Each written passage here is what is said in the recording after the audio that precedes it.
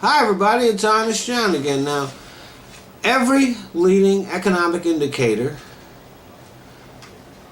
today and for the past several months has been moving in a positive direction. Jobs are up. Unemployment is down. Personal income has increased. Gross domestic product is up. Productivity is up. And the stock market is through the roof. If any other president had these kinds of numbers, he'd be being praised as an economic genius.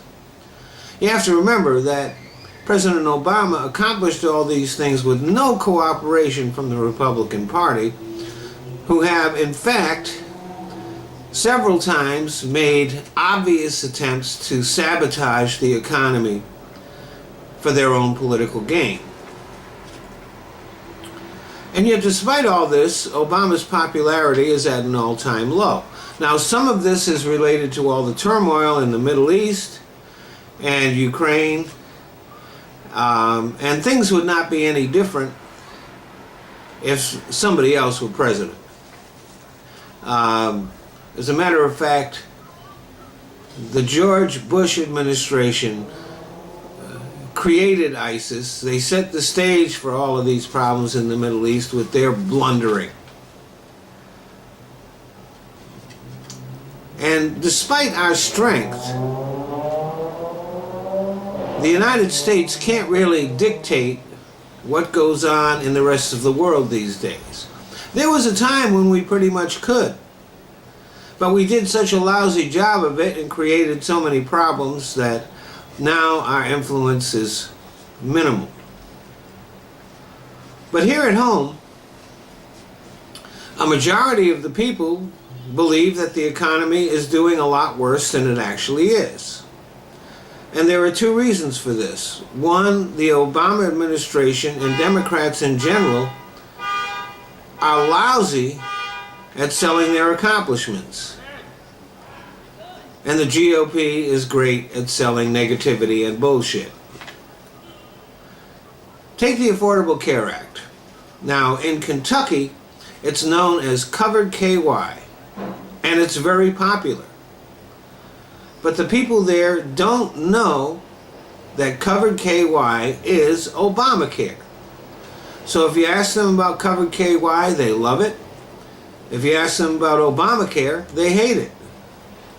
So Mitch McConnell can go around talking about repealing Obamacare and get huge cheers because the people don't realize that what he's talking about is taking away their health coverage. That's another thing Obama has no control over. The stupidity of the people in the red states. I mean, you'd think they might have noticed that Covered KY came along at the same time as Obamacare did and figured out that they're the same thing. But it's Kentucky, what can I say?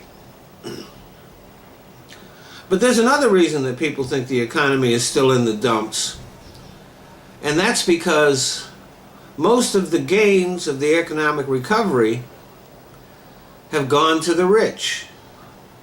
Corporate profits are way up, but wages are stagnant. And that's not going to change unless we do the things necessary to pry the money out of the fingers of the greedy rich assholes and put it in the hands of the poor and the middle class, where it will actually do some good. The first step, of course, is raising the minimum wage to a living wage, about $15 per hour. The second step is changing the tax code, eliminating the loopholes that are used by the rich and the corporations to avoid paying their fair share, especially the favorable tax rates for income that only rich people earn, and tax incentives that allow companies to move jobs overseas and to base themselves overseas and pretend they're a foreign company. And then we can use that money to fund repair and improvements to our infrastructure, and research, all of which create jobs. The more jobs you create, the more businesses have to compete for workers. Wages go up.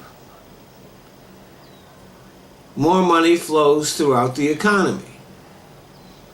The problems that our economy is having are not created by the poor. They're not created by the middle class. They are created by the rich and the politicians who do their bidding. And they need to be identified as the problem. Only when you identify the problem can you take the steps necessary to eliminate the problem. I'm not saying we should eliminate the rich, but we should definitely lessen their influence on the economy. Thanks for listening.